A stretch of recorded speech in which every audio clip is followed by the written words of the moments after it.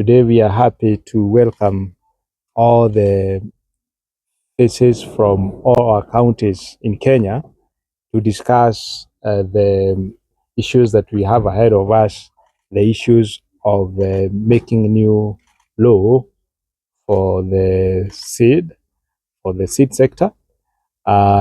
We have had very good discussions for the last 4 days with the farmers and the representatives from various counties. We have had people from Turukana, we had people from Kilifi, from Murang'a, from Eastern Kenya.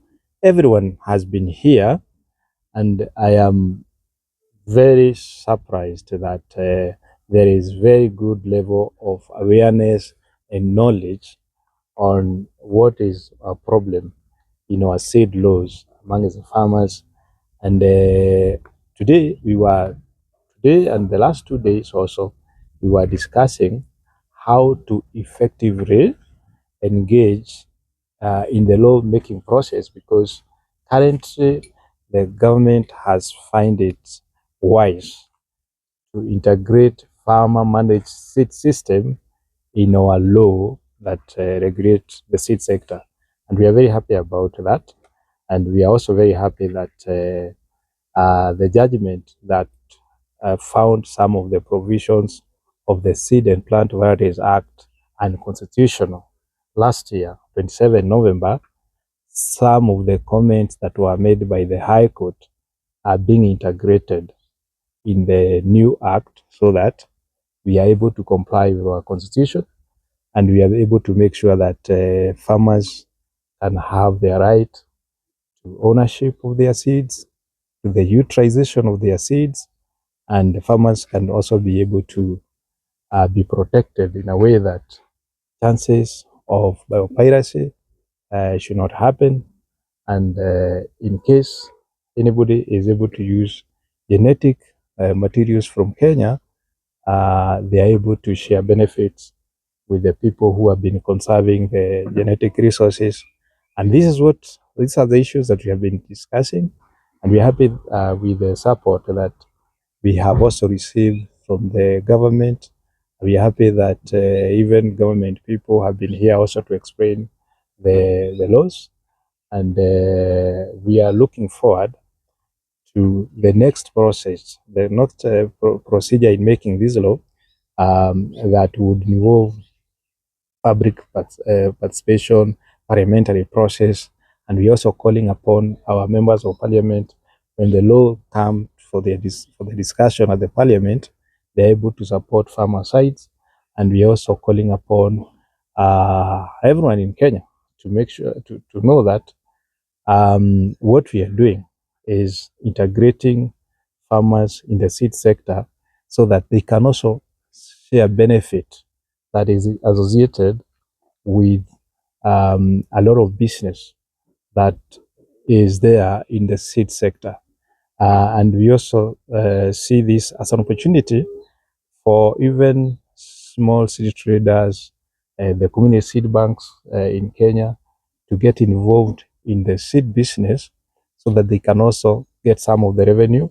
In Kenya today, we have more than 124 community seed banks spread across the country, and we have a lot of people who are enthusiasts of the seed, people who volunteer to go and campaign and to go and tell others that seed saving is important, and the only way we can continue conserving our agricultural biodiversity is through seed saving.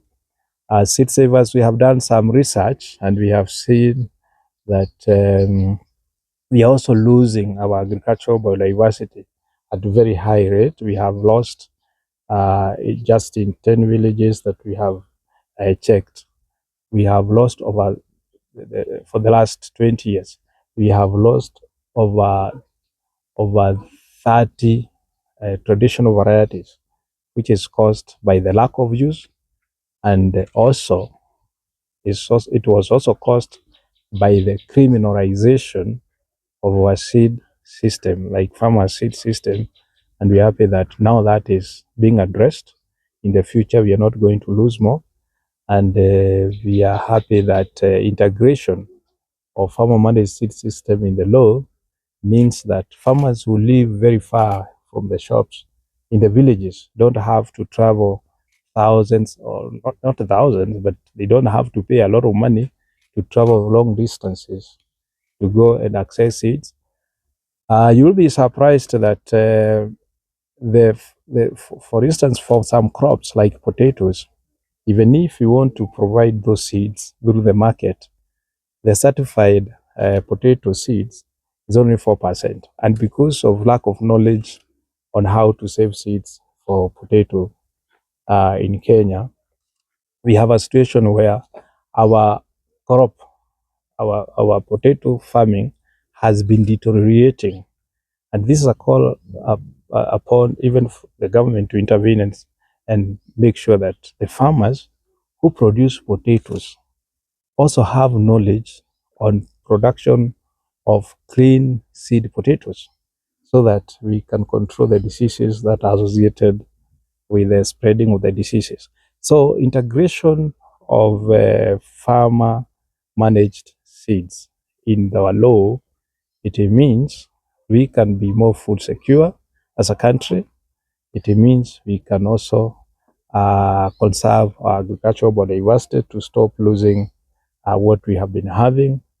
And it also means that even the people at the bottom of economy, I mean small-scale farmers, are able to access seeds without going to buy seeds every season and spending money on items that they could have avoided if the law allowed, and if they have the knowledge. And therefore, it also means that our seeds can be more diverse.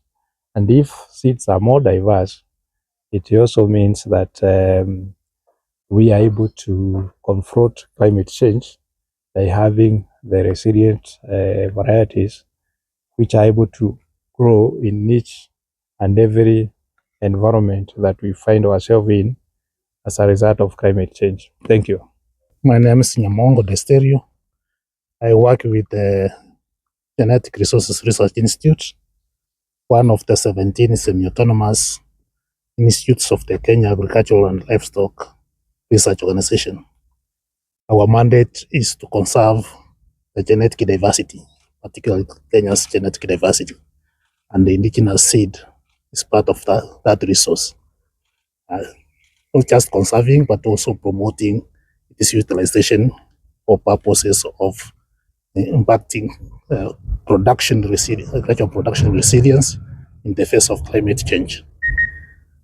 One thing I would like to clarify is that this process of reviewing the national city policy and now developing a bill that will repeal the current act which governs issues of seed in the country did not start with the Machakos ruling. It started much earlier. The government is now, more than ever before, most committed to ensuring that what currently we commonly refer to as the informal seed sector, that's contributing about 80% of the seed supply, is mainstreamed in the seed sector and industry, so that it makes even better contribution. Because as it stands now, it is going on without ensuring that there is quality in terms of seed qualities. So, starting with the quality seed is critical in ensuring productivity, and that productivity then ensures food security, or food sovereignty, as some of us will want to call it. So it's for that reason that the government had recognized that it has been since the 1916 onwards.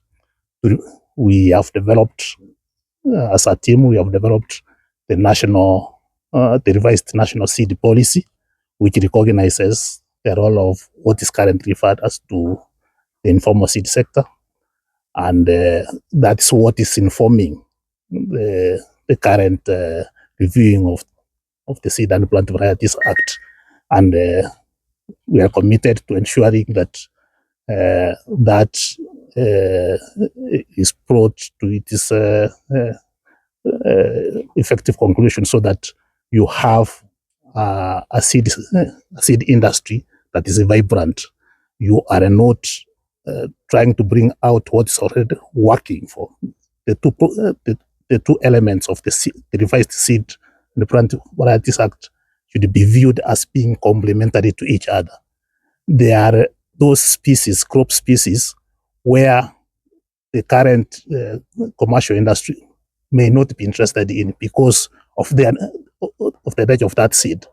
The seeds that are open pollinated, and these are for species that are largely self-pollinating, where the vitality of the seed doesn't collapse so soon. You don't have to replace the seed each and every year. And for those crops and the crops that do not seem to be of national importance, the vegetables that are localized, so you are getting very few uh, actors in the seed industry that are addressing and providing quality seed on that sector. That seed is currently being provided for by what we refer to as the informal seed sector. And that's what we want to address, develop a system, a farm managed seed system that other, besides ensuring that that seed is available, is also to ensure that that seed is of quality to spur production. Thank you. My name is Dr. Martin Oulu. I coordinate the ISFA. ISFA is the Intersectoral Forum on Agrobiodiversity and Agroecology. And ISFA has been the convener of non-state actors as part of the committee or the task force that has been reviewing the Seeds and Plant Varieties Act to come up with the draft bill that we are working on.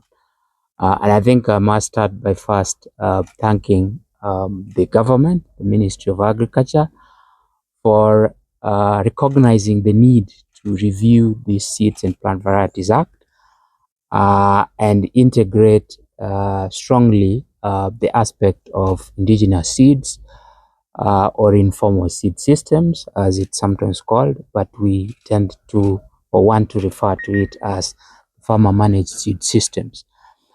This is important because, as others have said, indigenous seeds or farmer managed seed systems supply almost 80% of seeds to our farmers. That means it plays a very critical and significant role in food and nutrition security in our country.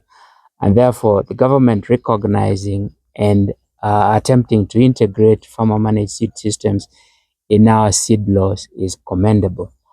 I think as we move forward, I want to thank the Seed Savers Network for organizing this session to share with local communities, with farmers, what is contained in the draft bill and how this, can influence their continued production, but also opening avenues for farmers to be able to sell their seeds, of course, with certain guarantees of quality.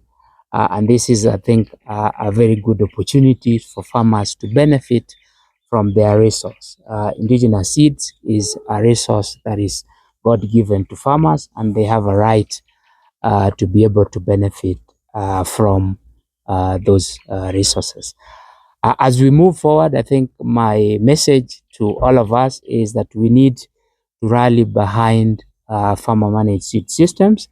As we have said, they provide 80% of the of the seeds. And so the formal seed system provides about 20%. If we combine the 80% and the 20%, we have a wholesome food system supply of our seeds. And so for those who might be maybe not very aware or supporters of farmer managed seed systems.